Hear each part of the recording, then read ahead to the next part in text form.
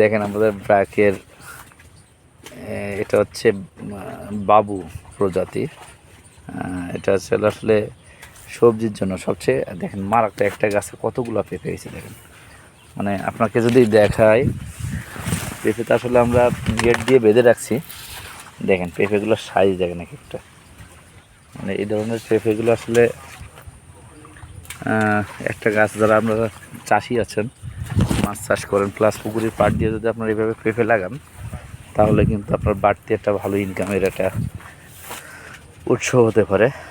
এইখান থেকে আপনার পেঁপে গাছগুলো লাগাবেন, যেটা আসলে মাছের চাষের সাথে কোনো ক্ষতি নাই। এখানে আমাদের পুকুর পাড়াই কিন্তু লাগানো পেঁপে গাছগুলো। এক একটা গাছে হিউজ পরিমাণে পেঁপে হয়েছে, হিউজ পরিমাণে। তো এরকম যদি কারোর 50টা 100টা গাছ লাগাতে পারেন, তাহলে কিন্তু সেখানে আপনার অনেক লাভবান হতে পারেন। এখানে এটাও পাকার মতো হয়েছে।